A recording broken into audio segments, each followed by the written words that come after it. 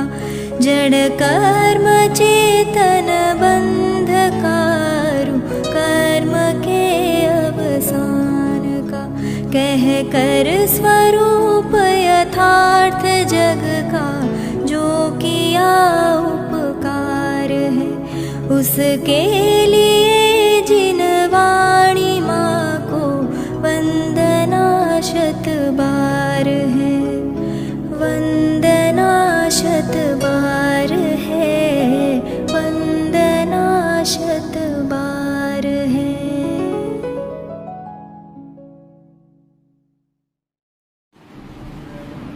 मंगलम भगवान वीरो मंगलम गौतमोपनि मंगलम पुण्यकुंदार्यो जैन कर्मो सुमंगलम सर्वमंगल मांगल्यम सर्वकल्याणकारिकम प्रधानम सर्वधर्माणां शरणं जयतु।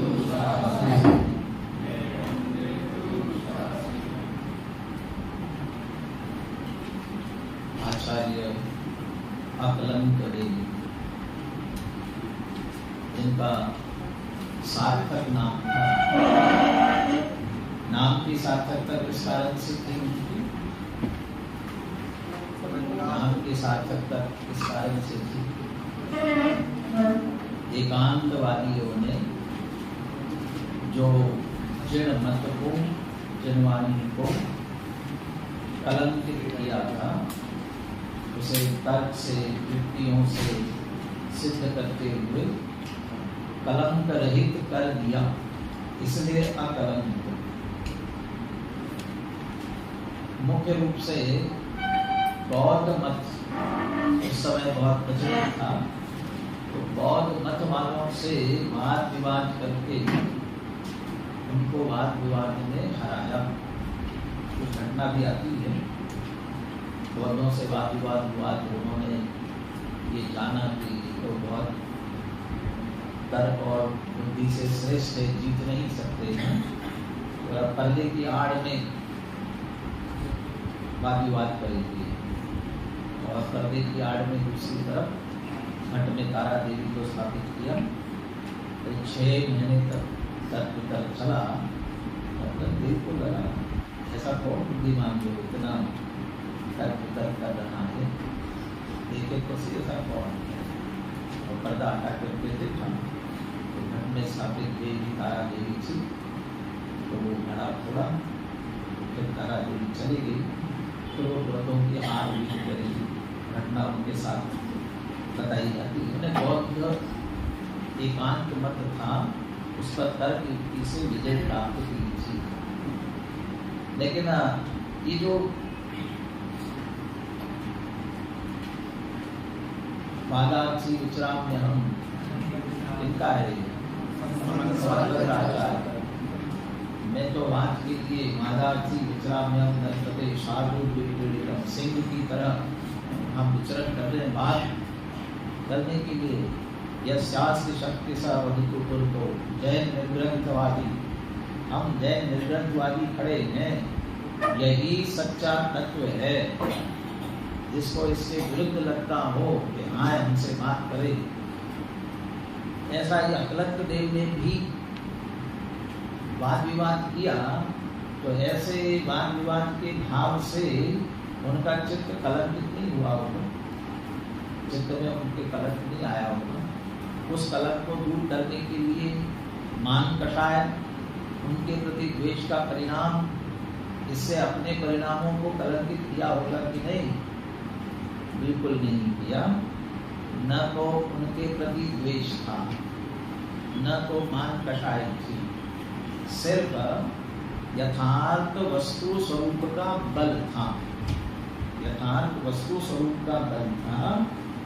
और वे भी सच्ची बात को समझे, जाने और अपना कल्याण करे, ये करुणा का भाव था।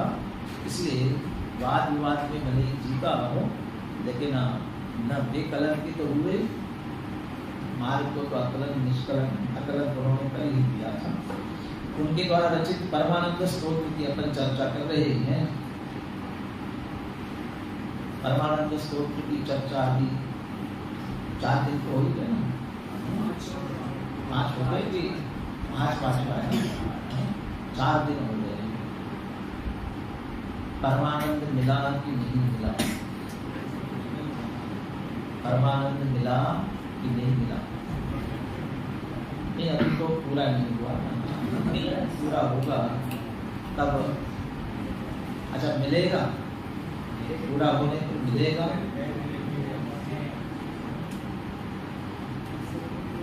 सर्वोत्कृष्ट आनंद तो अनंत और सिद्ध भगवंतों को मिलेगा, भूमिका अनुसार मुनिराजों को मिलेगा, सम्यक दृष्टि ज्ञानी धर्मात्माओं को मिलेगा। तो हमें मिलेगा कि नहीं मिलेगा परमानंद? कदाचित पढ़ने के बाद भी ऐसा लगे मिला तो है ही नहीं, मिला तो नहीं है, कम से कम इतना निर्णय भी हो जाए वास्तविक परमानंद की प्राप्ति का मार्ग क्या है, और जिसके लक्ष्य, जिसके आश्रय से परमानंद की प्राप्ति होती है यही मार्ग है। इतना निर्णय में भी आ जाए तो भी समझ लेना कुछ मिला।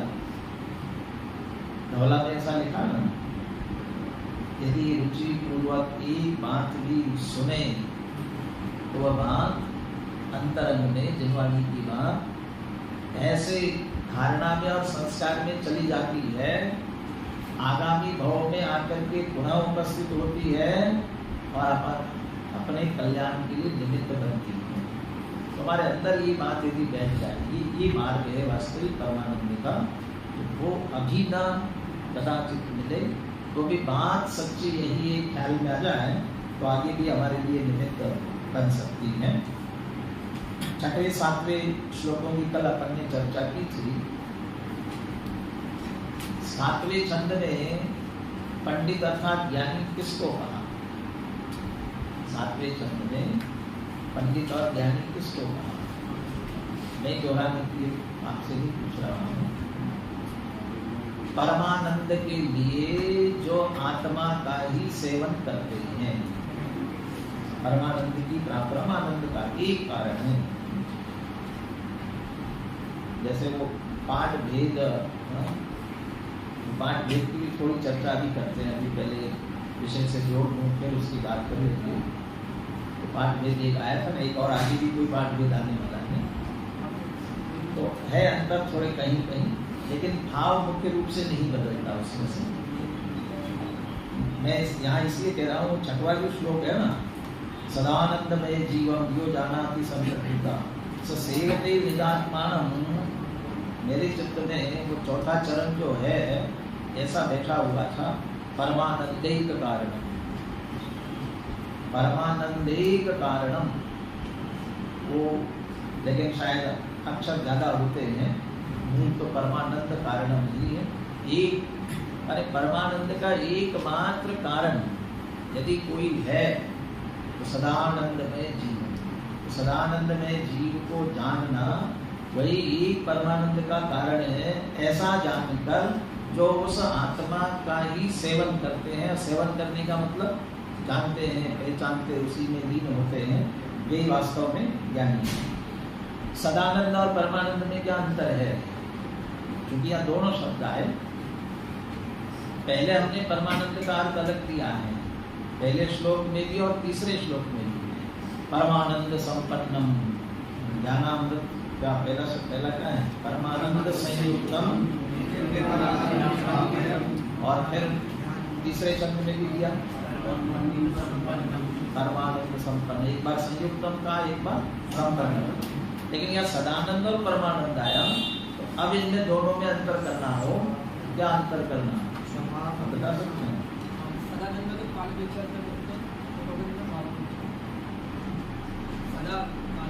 अच्छा, और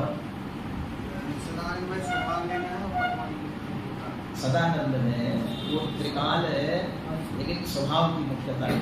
वहाँ जो परम पारिणामिक भाव रूप हमारा आनंद स्वभाव है, उसका लक्ष्य करना है, उसका आश्रय करना है। और फिर परमानंद कारण, परमानंद के लिए तो पर्याय में जो परम आनंद प्रकट होगा वो पर्याय की अपेक्षा। सदानंद में वह कारण परमात्मा है और परमानंद में वह कार्य परमात्मा है। इस श्लोक में और पहले और तीसरे श्लोक में परमानंद वो कारण परमात्मा है।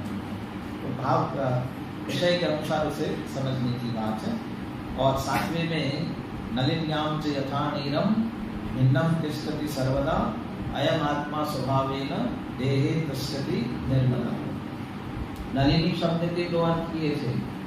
नलिनी माने एक कमल का पत्र, और कमल के पत्र पर पानी जैसे भिन्न रहता है, उसे स्पर्श नहीं करता, उससे मलिन नहीं होता है, ऐसे ही देह में रहते हुए भी आत्मा निर्मल ही है। और दूसरा नलिनी नल नहीं, नलिनी नहीं, उसमें भी यदि जल भरा हो तो उससे पृथक ही रहता हो, शुद्ध ही रहता है। 8वें श्लोक की तरफ आगे बढ़ रहे हैं।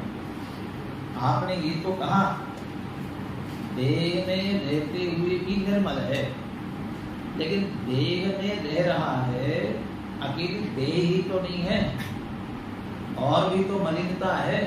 देह के कारण तो मलिन नहीं होता, और जो चीजें उसके कारण से तो मलिन हो सकता है, उनसे भी रहित है, इसलिए वह शुद्ध ही है। 8वां श्लोक द्रव्य कर्म मलैर्मुक्तम् भाव कर्म विवर्जितम् नो कर्म रहितं विद्धि निश्चयेन चिदात्मना।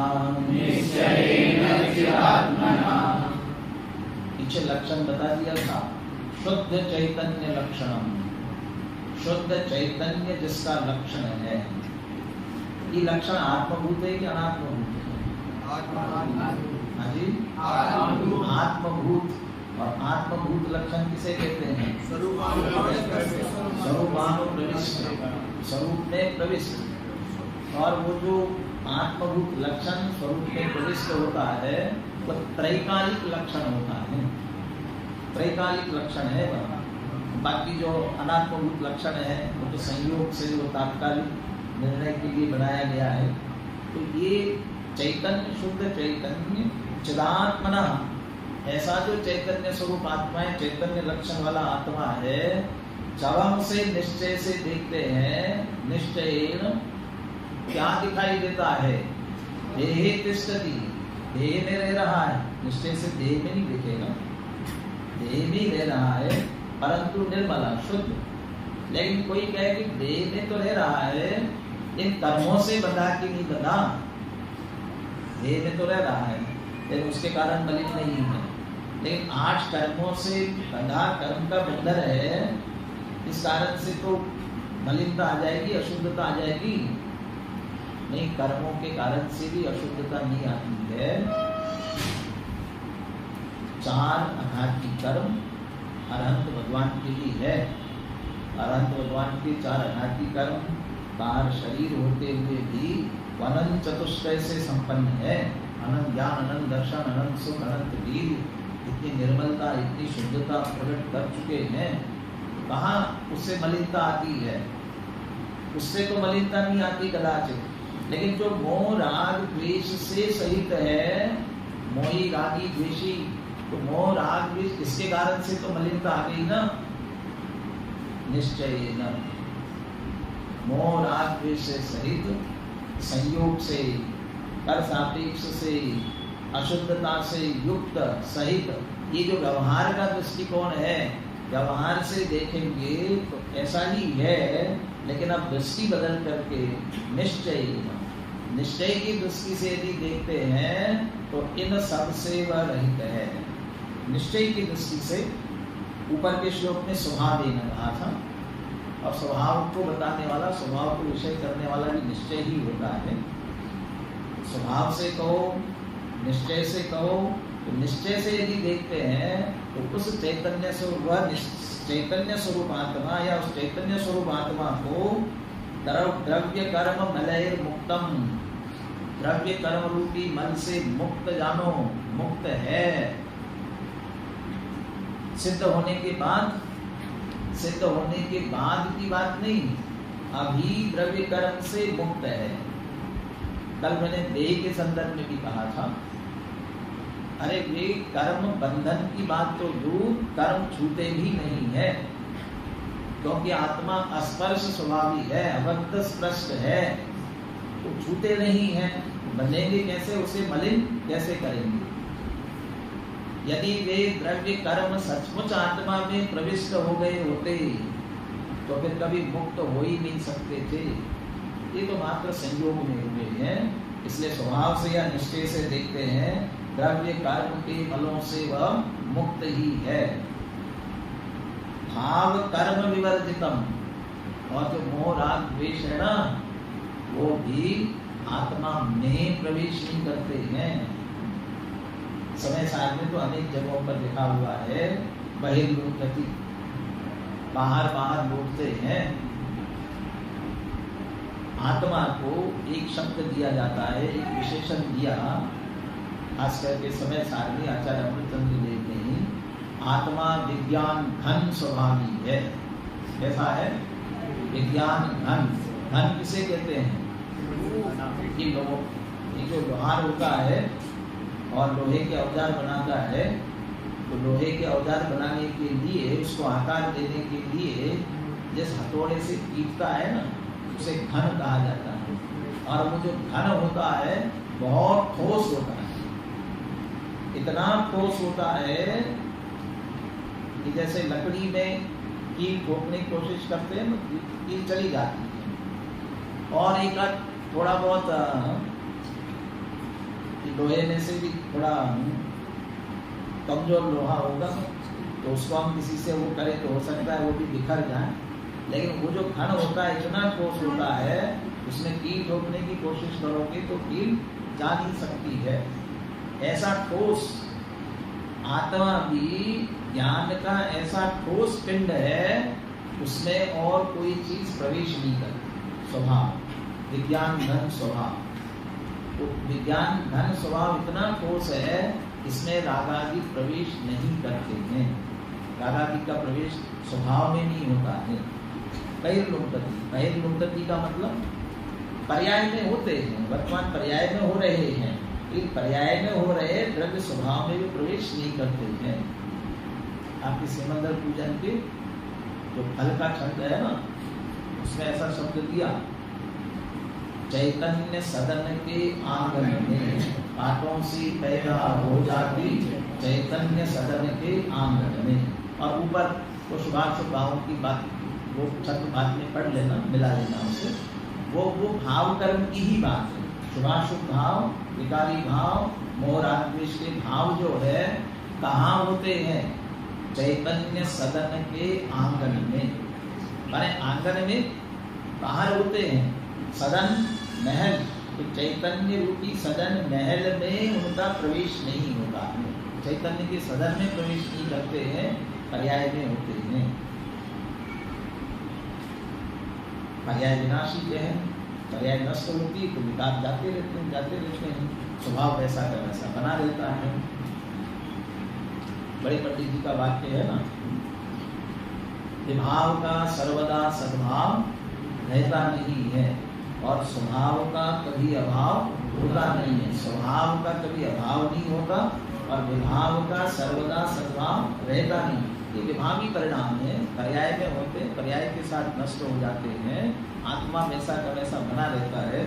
इसलिए नो कर्म रहितम निश्चयेन विद्धि भाव कर्म विवर्जितम, भाव कर्म से रहित है। और जहाँ आत्मा में उत्पन्न होने वाले विकारी भाव, वे विकारी भाव जिससे हो रहे हैं, वो उसका निमित्त तो कर्म का उदय है ना। तो कर्म वे ही आत्मा के नहीं है, तो देह आत्मा की कैसे हो सकती है? इसलिए नो कर्म रहितम, शरीर से भी रहित। निश्चय वर्तमान में देखा जाए, निश्चय से दृष्टि बदल करके देखे तो यहाँ पर शुद्ध आत्मा इसमें विराजमान, इनसे रहित, वो शुद्ध है। अपनी आत्मा को हम ऐसा जाने, वो परमानंद कारण, वो उससे हमें वास्तविक अतीन्द्रिय आनंद और परमानंद की प्राप्ति होगी। तो ये विविध छंदों के माध्यम से आत्मा को हम कैसे जाने, इसकी प्रेरणा देना चाहते हैं। तो उसकी शुद्धता।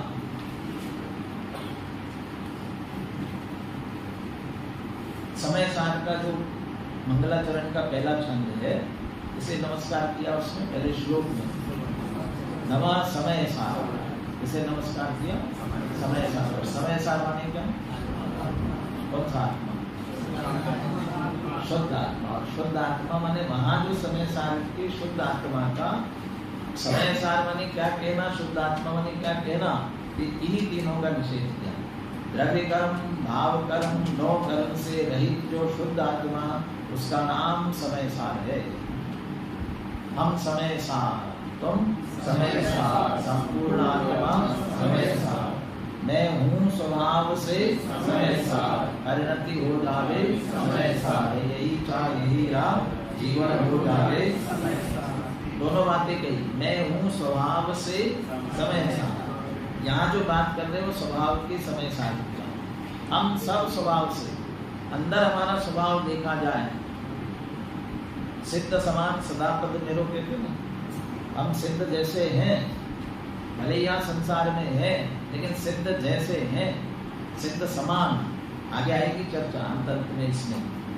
तो सिद्ध समान है तो सिद्ध भगवान इन तीनों से रहित है ना, तो हम भी इनसे रहित है, अभी रहित है। और अभी रहित स्वीकार करेंगे तो रहित होंगे, और यदि स्वीकार नहीं करेंगे तो रहित नहीं होंगे। और बंधन ही मानते रहेंगे, बंधन से रहित होने वाले नहीं। देश को स्वतंत्र करने के लिए, देश को आजाद करने के लिए लोकमान्य तिलक ने एक नारा दिया था। लोकमान्य तिलक ने क्या कहा था? स्वतंत्रता हमारा जन्म सिद्ध अधिकार है और हम लेकर रहेंगे। कब नारा दिया था? 15 अगस्त 1947 के बाद। पहले दिया था जो स्वतंत्र थे, परतंत्र थे। तो परतंत्रता में ये ज्ञान करा रहे हैं कि स्वतंत्रता हमारा अधिकार है और लेकर रहेंगे। माने हम स्वतंत्र है, हमारा अधिकार है। ये तो बाहर से आकर के इन्होंने जबरदस्ती हमारे ऊपर राज्य किया है, ये बाहरी है। ऐसे ही ये तीनों चीजें बाहरी, द्रव्य कर्म, भाव कर्म, नो, ये सब बाहरी है। और बाहरी आकर के हमारे ऊपर कब्जा किए हैं, और इन्हीं को मान करके रहोगे तो गुलामी ऐसी चलती रहेगी, संसार ऐसे चलते रहेगा, दुख उठाते रहना पड़ेगा, परम आनंद की प्राप्ति होने वाली नहीं है। इसलिए स्वभाव से देखो, चिदात्मना निश्चयेन चिदात्मना, निश्चय से आत्मा इन तीनों से रहित ही है। अर्थ पढ़ते हैं, इस चैतन्य आत्मा का स्वरूप निश्चय से ज्ञानावरणादि रूप द्रव्य कर्म, ये बताने की जरूरत थी क्या? हमने तो द्रव्य कर्म, भाव कर्म, नो कर्म कह दिया। द्रव्य कर्म माने क्या? गंभीर, क्या नाम है? गौतम गंधर। द्रव्य कर्म माने क्या? अरे हाँ, पहला कर्म कौन सा उसमें? हाँ, वही लिखा हुआ है ज्ञानावरणादि, वार्ष जो है वो द्रव्य कर्म। और राग द्वेष आदि भाव कर्म, मोह राग द्वेष भावात्मक है वो भाव कर्म, बैठे। और औदारिक आदि शरीर रूप जो है वो नो कर्म। और इन तीनों से रहित पृथक जानो, निश्चय से आत्मा को इनसे भिन्न जानो। बोले श्लोक और पद्यानुवाद बोलिए।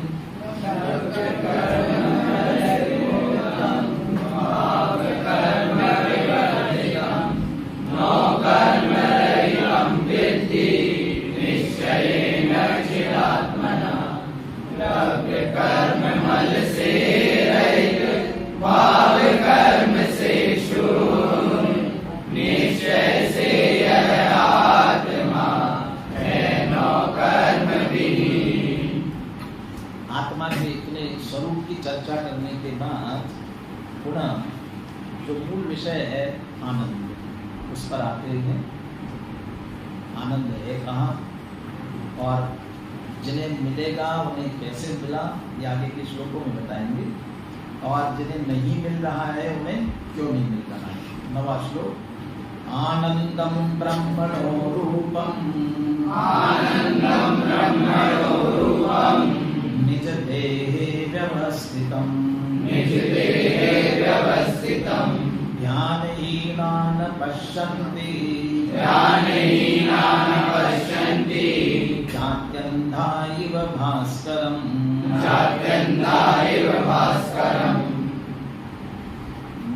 देहे व्यवस्थितम ब्रह्मणः रूपम आनंदम। इसी देह देवालय में विराजमान जो ब्रह्म है, ब्रह्म माने ब्रह्म, शुद्ध आत्मा को ब्रह्म कहते हैं। तो समय साल की भाषा टीका लिखने वाले पंडित जयचंद्र छाबड़ा वो वाच्यवाचक संबंध बताते हैं ना, तो वाच्यवाचक संबंध बताते हुए कहते हैं शब्द ब्रह्म पर ब्रह्म में वाचक वाच्य लियो। जिनवाणी शब्द ब्रह्म है और आत्मा पर ब्रह्म है, उत्कृष्ट आत्मा, शुद्ध आत्मा, वो वाचक वाच्य। वो जिनवाणी शब्द बता रहे हैं और आत्मा को बता रहे हैं। शुद्ध ब्रह्म परमात्मा, शब्द ब्रह्म जिनवाणी और शुद्धात्म साधक दशा नमो युगवाणी। तो शुद्ध ब्रह्म परमात्मा, तो परमात्मा है वो शुद्ध ब्रह्म, उसे ब्रह्म कहते हैं। वो ब्रह्म जो शुद्ध आत्मा है वह आनंद स्वरूप है, वह रूपम ब्रह्मणः रूपम आनंदम ब्रह्मण रूपम। जिस आनंद को हम प्राप्त करना चाहते हैं वो अपनी आत्मा का स्वरूप है, शुद्ध आत्मा का। कौन सी आत्मा का? जो सिद्ध शिला पर सिद्ध भगवान, अशरीरी सिद्ध भगवान हुए उनका, कि उन्हें तो प्रकट कर लिया। निज देहे व्यवस्थितम, इस देह देवल में विराजमान जो अपना शुद्ध आत्मा है उसका भी आनंद रूप है। यदि आनंद प्राप्त करना है तो क्या करना चाहिए? जहाँ आनंद है वहाँ प्रयास करना चाहिए। और हमारा सारा प्रयास जहाँ आनंद नहीं है वहाँ हो रहा है। कहाँ? पांच इंद्रिय विषय भोगों में, भोगों को अमृत फल जाना, खुशियों में निश्चित मस्त रहा, उनके संग्रह में ये ऊपर में व्यस्त रहा। अरे इकट्ठा कर रहे हैं क्योंकि इनसे मिलेगा, ये सोचकर हम इनको इकट्ठा कर रहे हैं। ये इनमें है नहीं ना,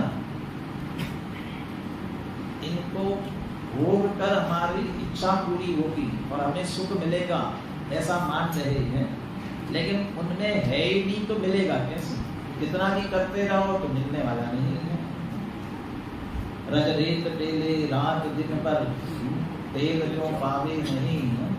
और वो दो तीन उदाहरण थे ना उसमें, वो पानी को मंथन करे दिन रात, जल व्रत हाथ आवे नहीं। रज रेत टेले रात दिन पर, तेल जो पावे नहीं। सद्भाग्य बिन संपदा जो मिलती नहीं। व्यापार में जो आत्मा के भान बिन सुख नहीं संसार। आत्मा के भान बिना सुख नहीं। दो उदाहरण दिए। पानी को कितना मथोगे तो उसमें से घी निकल आएगा? नहीं निकलेगा। कितना भी मथो, क्यों नहीं निकलेगा? है नहीं। और दही को मथोगे तो उसमें से निकल आएगा, क्यों? है उसमें से। तो जो घी लेना चाहते, मक्खन निकालना चाहते हैं, वो पानी को नहीं भिगोते हैं, दही को भिगोते, तो उसमें है। तेल निकालना है तो जिनमें से तेल निकलता है, सरसों है, तिली है, मूंगफली है, जिनमें से निकलता है, इनको तो बेलना माने क्या करते हैं? बेल कर में से तेल निकाल देते, घानी में से निकाल देते हैं, तो है इनमें से। और रेत को बेलेंगे तो नहीं, क्यों? दुनिया में तो हम माहिर है, जिसमें से जो मिलता है उसका ही बराबर प्रयोग करते हैं, आनंद के लिए, सुख के लिए, ये पांच इंद्रिय विषय हो। लेकिन उनमें है ही नहीं ना। सुख एक गुण है ना? प्रत्येक द्रव्य के अपने अपने विशेष गुण। तो सुख नाम का गुण किसका है? 6 द्रव्यों में सुख नाम का गुण किसका है? जीव का है। और जिन 5 इंद्रिय विषय भोगों से सुख मानकर उनको इकट्ठा करते हैं, स्पर्शनेन्द्रिय के, रसनेन्द्रिय के, घ्राणेन्द्रिय के, बादी के, सारे वे तो जड़ उद्गल हैं। और वे उद्गल जिन विषय है उनका तो सुख नाम का गुण ही नहीं है। तो उनमें सुख नहीं है तो उनमें से कैसे मिलेगा?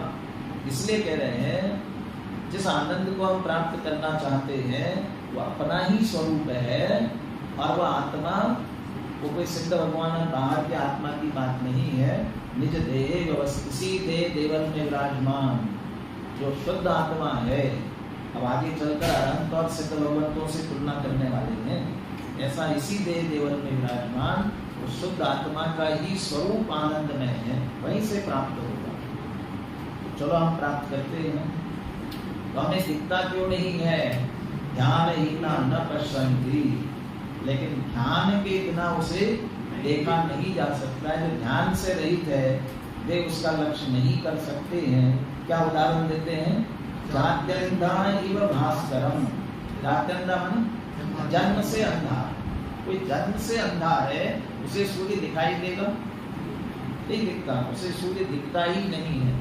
जैसे जन्म से अंधे को सूर्य दिखता नहीं है, वैसे ही जो ध्यान से रहित है, देखो ज्ञान की बात नहीं कर रहे हैं। चौक्षम ज्ञान में जान लिया, समझ लिया, स्वरूप उसका मात्र समझ लिया, लेकिन श्रद्धान पूर्वक यदि ध्यान नहीं किया तो दिखने वाला नहीं है, स्वीकार होने वाला नहीं है। जन्मांध का उदाहरण क्यों दे रहे? आंखें बंद करने वाले की बात भी हो सकती है। इसने आंखें बंद, जो सो रहा हो उसे भी नहीं दिखाई देगा, आंखें बंद कर ली तो दिखाई नहीं देगा। जन्मांध का क्यों कह रहे हैं?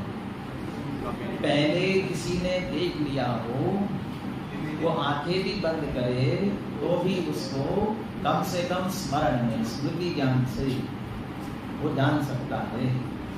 जब कभी भी उसे स्मरण आवे, अनुमान से भी जान सकता है। दिन के 10 बजे हो, बरसात के दिन हो, बहुत बादल छाए हुए हो, तो आज सूर्योदय हुआ कि नहीं हुआ? सूर्योदय अवश्य हुआ है। नहीं दिखाई तो नहीं दे रहा है, लेकिन 10 बजे है, रोज बराबर 10 बजे सूर्य इतने ऊपर आता है, तो यहाँ है बादलों के आड़ में दिखाई नहीं दे रहा है। कैसा सूर्य जो रोज दिख रहा है वैसा ये है, ये वो जान सकता है। क्योंकि जिसने पहले देखा है उसे स्मृति में आ सकता है। परंतु इसलिए जन्मांध कहा, जिसने कभी देखा ही नहीं है उसे ज्ञान नहीं हो सकता। ऐसे ध्यान ही ना गोरनमल जी ने रहस्यपूर्ण चिट्ठी में लिखा है, आत्मा का स्वरूप जिनवानी से पढ़कर, सुनकर, समझकर हम अच्छी तरह से उसका लक्ष्य करें और उसका लक्ष्य करके, आश्रय करके, श्रद्धा करके अनुभव करें। अनुभव कर लिया, आत्मा का अनुभव हुआ, अतीन्द्रिय आनंद की प्राप्ति हुई, उसके बाद में आत्मा छूट गया, दृष्टि में से, लक्ष्य में से छूट गया। फिर कहते हैं कदाचित स्मृति में आ जाए, बाद में स्मृति में, तो भी फिर आत्मा का अनुभव हो जाता है। लेकिन स्मरण किसे आएगा, स्मृति किसे आएगी? परीक्षा मुख में पढ़ लिया होगा ना, प्रत्यक्षादि निमित्तम परोक्ष प्रमाण है। तो सबसे पहले प्रत्यक्ष निमित्त कहा ना, और स्मृति का स्वरूप क्या दिया? संस्कार वो स्मृति है ना, तदित्या संस्कार बोध निबंधन तदित्याकार। जो पहले प्रत्यक्ष देखा था उसके कारण धारणा रूप संस्कार हुआ था, और उसी संस्कार का पुनः उद्बोध हुआ, उसके कारण से वह इस प्रकार जो स्मरण में आ रहा है वो स्मृति। तो आत्मा को जानकर जिसने अनुभव कर लिया, स्वानुभव प्रत्यक्ष कर लिया, उसे फिर से स्मरण में आ सकता है, और स्मरण में आकर के उसे ज्ञान हो सकता है। लेकिन जिसने अभी ध्यान करके प्राप्ति नहीं किया, उसको कह रहे हैं, इसलिए जात्यंधा ही वो भास्करम है, जन्मांध है, उसने कभी देखा ही नहीं है। तो जिसने देखा ही नहीं है, प्रत्यक्ष तो होगा ही नहीं, स्मृति आदि का भी उसका विषय नहीं बनेगा। इसलिए आत्मा अपने देह देवालय में विराजमान है, परमानंद प्राप्त करना है, आनंद उसका ही स्वरूप है। तो उसे जवानी से समझकर पहले उसका ध्यान करो तो प्राप्ति हो सकती है। तो ध्यान ही ना न पश्यन्ति कहकर ध्यान की प्रेरणा दे रहे हैं, और अगले छंदों में ध्यान की चर्चा करने वाले हैं।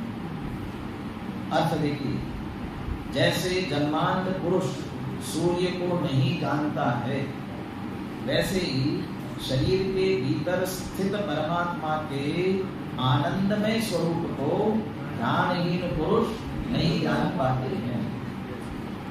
बोले श्लोक का ध्यान करिए। आनंदं ब्रह्मणो रूपं निजदेव स्थितं ज्ञानहीना न पश्यन्ति चात्यन्ता इव भास्करम् निजगतमे आत्मा वर्ते ब्रह्मानंद ज्ञानहीन नहीं देखते जैसे रवि बार बार आप ध्यान से रहित है वो से प्राप्त नहीं कर सकता है, ये प्रेरणा दे रहे हैं। तो ऐसा ध्यान हो सकता है क्या? और जिस आत्मा के स्वरूप की बात कर रहे हैं वो हमारा देखना, जानना, पहचानना हो सकता है क्या? हो सकता है। किसे होगा और कैसे होगा वो आप इस श्लोक में कहने जा रहे हैं। 10वां श्लोक। तद्ध्यानं क्रियते भव्ये मनो येन विलीयते तत्क्षणं दृश्यते शुद्धं चिच्चमत्कार लक्षणम्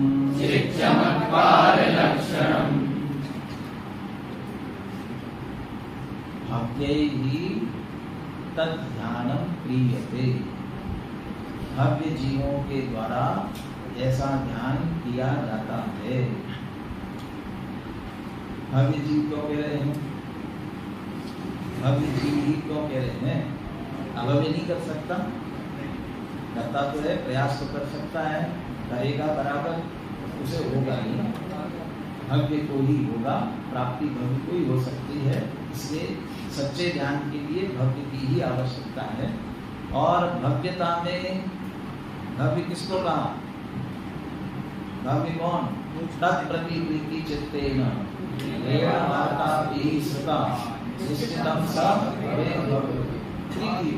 इसी की प्राप्ति चाहिए। भावी निर्वाण भाजनम, इसी की प्राप्ति, इस रुचि पूर्वक ऐसा जो भव्य है वह वहां तक पहुंच सकता है। अरे सबसे मुख्य रुचि की आवश्यकता सबसे ज्यादा है। जिसकी रुचि होती है उसकी तरफ पुनः अपने आप ध्यान जाता है, उसका चिंतन मनन होता है, उसी का भाव चलता रहता है। और जिसकी अरुचि हो तो उसकी तरफ देखना भी नहीं चाहता है, सामने आए तो भी उसके संदर्भ में सुनना नहीं चाहता है, देखना नहीं। यदि हम आत्मा के संदर्भ में सुनना भी नहीं चाहते हैं, रुचती नहीं है बात, विचार करना कि अभव्य तो नहीं है, इसलिए रुचि नहीं रही है बात। तो पहले रुचि कैसा ध्यान होता है, क्या मतलब है? मनो येन विलीयते तद ध्यानम, जिसमें मन भी शांत हो जाता है, मन भी विलय को प्राप्त हो जाता है। कोई चंचलता नहीं, कोई विकल्प नहीं। अभी संकल्प विकल्प की बात भी कहने वाले हैं। निर्विकल्पम समुत्पन्नम ज्ञानमेव सुधारसम का निर्विकल्प सहज होने पर मन विश्रांत को प्राप्त हो जाता है। बनारसीदास जी ने अनुभव का लक्षण दिया। अनुभव का लक्षण क्या है? अनुभव वस्तु विचारत ध्यानते भावे विश्राम रस स्वादक सुख उपजे अनुभव तापो नाम। मन को विश्राम कराना है ना, लेकिन जिसने विश्राम कराना है पहले उसका विचार करना पड़ेगा। ऐसा नहीं कहा कि मन शांत कर दो, कैसे भी शांत करोगे ना मन को, तो जो पहले जिस पे विचार चल रहे थे उसमें शांत हुआ ना, वही चलता रहेगा दिमाग में। इसलिए कह रहे हैं वस्तु विचारत ध्यानते, वस्तु का विचार करो, पहले वस्तु स्वरूप का विचार करो। और वस्तु स्वरूप का विचार करते हुए इस बात पे पहुंचना पड़ेगा, वस्तु स्वरूप का विचार का निर्णय तब होगा इन सबसे भिन्न मैं चैतन्य स्वरूप आत्मा हूँ, ये निर्णय किया तो समझ लेना आपने वस्तु स्वरूप जाना। यदि हाँ ये 6 द्रव्य है, 7 तत्व है, ये सब समझ लिया, इसका मतलब स्वरूप नहीं जाना अभी आपने, असली जो प्रयोजन है उसका वहां तक नहीं पहुंचे। सब जान लिया और ये नहीं जाना तो कोई तात्पर्य नहीं है। जीव जुदा यही तत्व का बाकी जो कुछ है यही का विस्तार। तो ये जाना कि नहीं, ये भिन्न है, माने इनसे भिन्न है चैतन्य स्वरूप आत्मा। तो उस वस्तु स्वरूप में और यहाँ तक जितनी आत्मा की विशेषता बताई है ना, वो आत्मा के स्वरूप का विचार। और ऐसा विचार करते करते पहले आपने कानों से सुना, बुद्धि में लेकर के बहुत चिंतन मनन किया, विचार किया, उसके बाद उसी बाकी सब छोड़ दिया, नए चैतन्य स्वरूप आत्मा हूँ, इसमें एकाग्र किया। लेकिन अभी मन सक्रिय है तो मन का विकल्प चल रहा है, विकल्प चल रहा है तो तत्संबंधी थोड़ी आकुलता व्याकुलता भी चित्त में है, वहां तक अभी ध्यान नहीं हुआ है। मनो येन विलीयते, तो मन भी जब विलीन हो जाता है तब ध्यान, वो ध्यान जब मन भी शांत हो जाए, मन भी विश्राम को प्राप्त हो जाए। मति श्रुत ज्ञान दो है ना हमारे पास, तो मति ज्ञान 5 इंद्रियों के विषयों को जानता रहता है। मति ज्ञान की मुख्यता जो है ना, तो 5 इंद्रिय विषय पर में भी मुख्य रूप से उद्गल विषय बनता है, वो वही विषय देखता रहता है। मति ज्ञान जब स्वरूप का विचार करेंगे तो मति ज्ञान स्वसम्मुख हो जाता है, 5 इंद्रिय के विषय छूट जाते हैं, स्वसम्मुख हो। श्रुत ज्ञान, अब उसमें विकल्प चलते रहते हैं, क्षेत्र विषाद तत्व, मैं कैसा, मेरे ज्ञान दर्शन चारित्र द्रव्य गुण पर्याय, ये इनके सबके संदर्भ में और आत्मा की विशेषताओं के संदर्भ में अब श्रुत ज्ञान संबंधी विकल्प चल रहे। ऐसा करते करते जहां दृढ़ता आती है यही मैं हूँ, यही एक आश्रय करने योग्य है, वो मन का विकल्प भी सहज शांत हो जाता है। अब दादा से तो बहुत अपन सुन ही रहे हैं, सहज सहजता, तो सहज ये सारी प्रक्रिया सहज होती जाती है। और होते होते मन जहाँ विलीन हो जाता है तब ध्यान। तो भव्य जी मन को विलीन करते हुए ऐसा ध्यान करते हैं, मन की एकाग्रता करते हैं, उपयोग की एकाग्रता करते हैं। और जैसे ही मन एकाग्र होता है तत्क्षणं दृश्यते शुद्धम चित चमत्कार, उसी समय क्या दिखाई देता है, शुद्ध चित चमत्कार लक्षण, चैतन्य चमत्कार जिसका लक्षण है। चमत्कार क्यों कह रहे हैं, यही चमत्कार, सारा चमत्कार उसी का है। दुनिया के भी सारे चमत्कार उसी के हैं, जितना आपको विज्ञान में दिखाई देता है वो तो ज्ञान का भी, ज्ञान ही का तो है सब कुछ। इसलिए चैतन्य का चमत्कार सर्वोत्कृष्ट चैतन्य है, इसलिए चित चमत्कार लक्षणम शुद्धम दृश्यते तत्क्षणम दृश्यते, उसी समय। मैं तो हमेशा कहता हूँ, पानी है ना, पानी में अपना प्रतिबिंब दिखता है कि नहीं दिखता है, दिख सकता है कि नहीं दिख सकता, दिख सकता है, दिखता क्यों नहीं है, जब भी देखते हैं तो उसमें 2 शर्त है। कैसा पानी होना चाहिए, स्वच्छ होना चाहिए और स्थिर होना चाहिए। माने उसमें कीचड़ कूड़ा करकट ये मलिनता नहीं होना चाहिए और चंचलता नहीं होना चाहिए। ऐसे ही अभी मैंने जो कहा ना, मति ज्ञान 5 इंद्रिय विषयों को बाहर जाने का देखेगा, उसे राग द्वेष होते हैं, मलिनता होती है, इसलिए उससे रहित। और श्रुत ज्ञान से अपना विचार करना, अपना ही, परद्रव्यों का भी नहीं, अपना ही, तो उसमें चंचलता होती है। और जब तक राग द्वेष की मलिनता या चित्त की चंचलता होगी तब तक शुद्धम चित्त चमत्कार लक्षणम न दृश्यते, तो शुद्ध चित्त चमत्कार लक्षण नहीं दिखाई देगा। और जैसे ही राग द्वेष की मलिनता और चित्त की चंचलता शांत हो जाती है, पानी शुद्ध और स्थिर होता है, उसमें जैसा प्रतिबिंब दिख सकता है, ऐसे ही उस निर्मल और क्या कहना चाहिए, निर्विकल्प, विकल्प से परे ऐसा जो हमारा ज्ञान या चित्त हो जाता है, उसमें वह तत्काल दिखाई देता है, वो ध्यान। और जो ऐसा ध्यान करते हैं, आत्मा का ध्यान हुआ ना, आत्मा विषय बना ना, आत्मा से जुड़े ना, जैसे ही करंट में ही, बिजली में तार जोड़ते हैं वैसे ही लाइट जलती है ना। क्यों? तो जहाँ जोड़ रहे हैं उसका भंडार है वो बिजली का, इसलिए उससे जुड़ते ही प्रकाश हो जाता है। ऐसे ही हमारा उपयोग उससे जुड़ा तत्काल अतीन्द्रिय आनंद, वह परम आनंद जिसकी बात कर रहे हैं उसकी कणिका तत्काल प्रकट हो जाती है। क्यों? आनंदम ब्रह्मणो रूपम, तो उसका स्वरूप है, इसलिए उसके द्वारा वह निश्चित रूप से प्राप्त हो जाता है। उसका उपाय एकमात्र वास्तव में ही ध्यान है। ज्ञान और श्रद्धान के बिना होता नहीं है, और उसका ज्ञान श्रद्धान ज्ञान करने के लिए उसका स्वरूप जनवाणी से समझे बिना होता नहीं है। इसलिए जनवाणी से समझते हुए वहां तक पहुंचना आवश्यक है। आज पढ़ते 10वें श्लोक का। जिस ध्यान के द्वारा यह चंचल मन स्थिर होकर परमानंद स्वरूप में विलीन हो जाता है, वही ध्यान भव्य जीव करते हैं, तथा उसी समय चैतन्य चमत्कार मात्र शुद्ध परमात्मा का साक्षात दर्शन होता है। बोलिए श्लोक का पद्यान्वय बोलिए।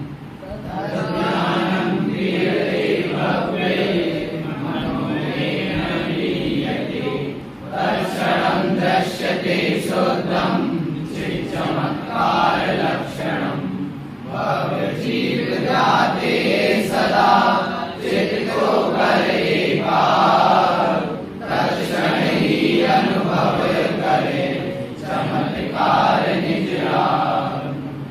भक्त जीवों की बात की, एक ऐसा ध्यान कोई कर सकता है, करता है। वो 2 श्लोक जो आगे के आएंगे वह कौन करते हैं और करते हैं तो उन्हें क्या प्राप्त होता है, और उसमें कौन श्रेष्ठ है। तो वास्तव में मुनिराज के ध्यान की बात आगे के 2 श्लोकों में करेंगे, और उससे जो प्राप्त होता है ऐसा जो परमात्मा दशा की चर्चा आगे के श्लोकों में आएगी, उसकी चर्चा करेंगे। कुछ पूछ रहे हैं आप? विद्धि माने जानो, क्या जानने के लिए कहा विद्धि। 8वें श्लोक में विद्धि शब्द का अर्थ पूछ रहे हैं। नो कर्म रहितम विद्धि, विद्धि माने जानो उसे, है ना।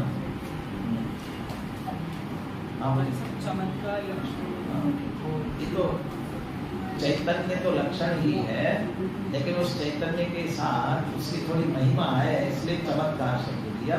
दुनिया थोड़े चमत्कार को नमस्कार करती है ना, लेकिन जितना चमत्कार है वह सब चैतन्य का है। इस विशेषता बताने के लिए जानना देखना, इससे बड़ा और चमत्कार क्या हो सकता है। मैंने इसलिए कहा ना, विज्ञान की जितने खोज है वो भी तो ज्ञान की चमत्कार है, ये तो बाहर की चमत्कार है। अरे अंदर में उसका लक्ष्य करने पर अतीन्द्रिय आनंद, केवल ज्ञान, अनंत सुख प्रकट होता है, ये तो उसका वास्तविक चमत्कार है।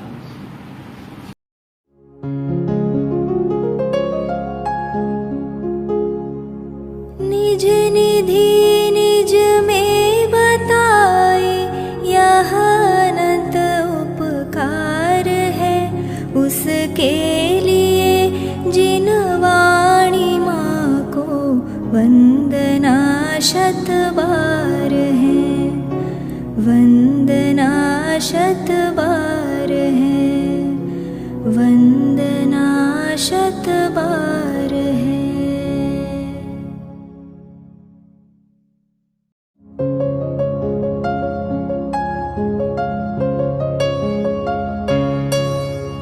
हे जिन वाणी भारती तो ही जपो दिन रैन, जो तेरी शरणा गहे सो पावे सुख चैन। जा वाणी के ज्ञान दे सूझे लोकालोक,